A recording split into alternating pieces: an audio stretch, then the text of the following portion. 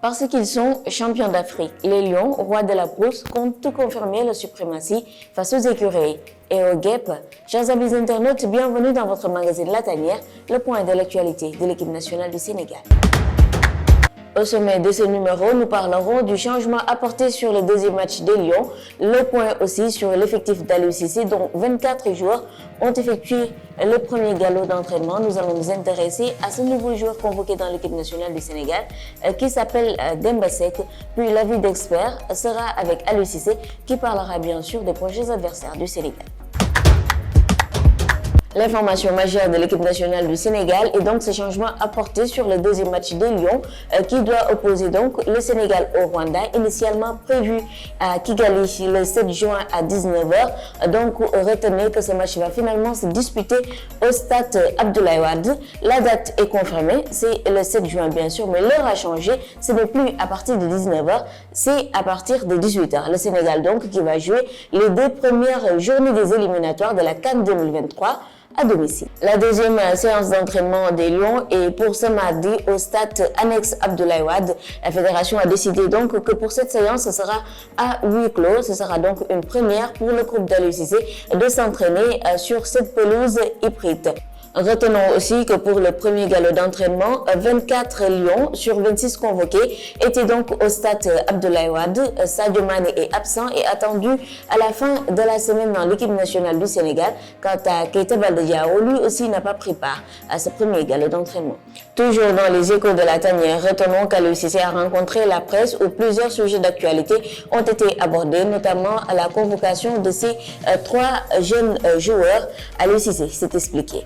Concernant les trois nouveaux, comme vous le dites, ce sont trois joueurs que nous pensons qu'ils ont le potentiel pour venir dans cette sélection. Iliman, c'est un garçon qui joue en championship. C'est une division qui se trouve en dessous évidemment de la Première Ligue. La Première Ligue que vous avez souvent l'habitude de voir. Mais la championship, c'est un championnat très rude, très difficile, très physique, il y a beaucoup d'intensité et je peux vous garantir que pour un attaquant évoluer là-bas, ce n'est pas évident. Donc sa deuxième partie de championnat a été meilleure parce qu'il a été quand même plutôt décisif, il a marqué 6 buts. Il a une marge de progression, c'est un garçon qui est capable de jouer sur tout le front de l'attaque, ailier gauche, ailier droit, sous l'attaquant, attaquant gauche, attaquant droit. Donc je pense que c'est intéressant de le voir, de le faire venir pour qu'il comprenne aussi quel est son statut dans cette équipe nationale-là et ce qu'on attend de lui. Il a une bonne marge de progression aussi. Demba Seck, c'est un garçon qui est au Torino. Lui aussi, c'est un garçon très jeune, qui a une marge de progression. Il est dans les prises d'avantage, il est dans les déséquilibres. Il est capable de jouer aussi sur tout le front de l'attaque. Donc on a pensé que c'était intéressant de le faire venir. Alpha Djounkou, ce n'est pas une première, je crois que vous le connaissez. C'est un garçon qui évolue avec les U20. Un garçon très solide, capable de bien défendre sur les 1 contre 1, mais être capable aussi d'être un bon contre-attaquant. Il était à Manchester City, s'entraînait avec l'équipe première. Il est à Barcelone aussi, il s'entraîne avec l'équipe première. Bon, il n'a pas beaucoup de temps de jeu, mais je pense que c'est important aussi dans ces périodes-là d'ouvrir l'équipe. Ça aurait pu être Noah Fadiga, ça aurait pu être aussi John Lepi et d'autres joueurs aussi comme Moussa Niakhaté aussi qui veulent venir en équipe nationale. Mais comme vous le savez, on n'a que 2 matchs et on ne peut pas appeler tout le monde. Voilà.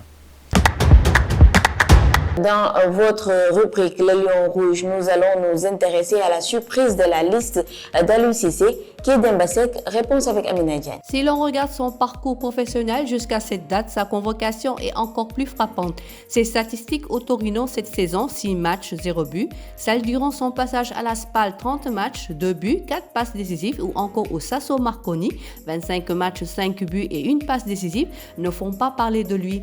Cependant, Demba Seck s'est fait reconnaître grâce à ses aptitudes d'un gaucher capable de jouer à tous les postes offensifs.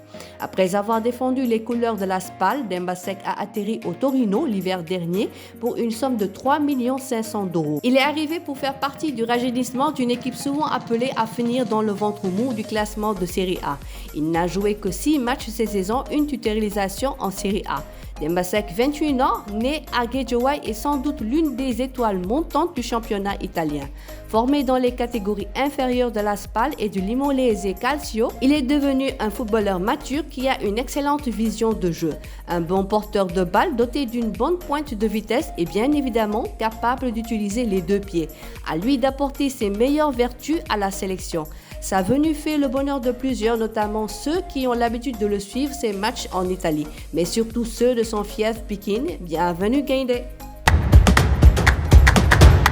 Avis d'experts à présent, le Bénin ne compte pas faire du tourisme dans le nouveau stade de Diamniadio, le stade Professeur Abdoulaye Wade. Aliou Cissé en est conscient, il nous parle de l'objectif de ce match. Non, je pense que nous allons aborder ce match face au Bénin avec beaucoup d'humilité, parce qu'il faut qu'on reste concentré, même si on est champion d'Afrique. J'entendais mon grand frère Lamine Dia disait que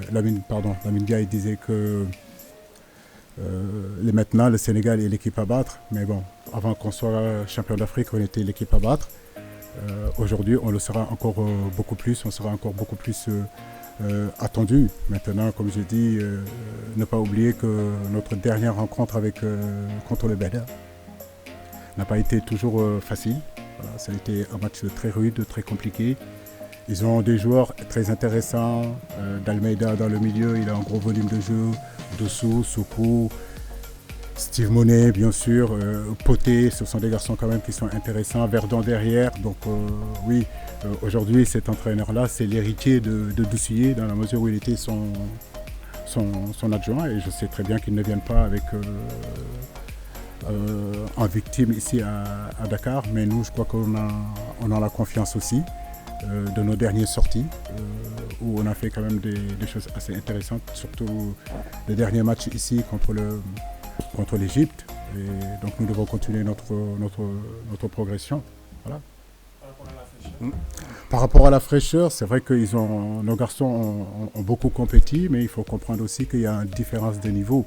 Il y a des garçons qui ont beaucoup compéti, d'autres qui ont moins compéti et d'autres qui n'ont pas du tout compéti, mais qui continuent à s'entraîner dans leur club. À mon avis, avec la semaine qu'on va avoir, ils ont coupé un petit peu, ils ont pu récupérer. Le fait en réalité d'être restés 2-3 jours, surtout pour ceux qui ont beaucoup joué, je crois que c'est pas mal aussi au niveau de la récupération. Et cette semaine, on va commencer à travailler, essayer de les pousser pour justement retrouver vraiment cette force qui nous permettra d'être bien sur le match contre le Bénin et contre le Rwanda. C'est tout pour ce numéro. N'oubliez pas d'aimer, de commenter et de partager la vidéo et continuez à nous suivre sur Sport TV.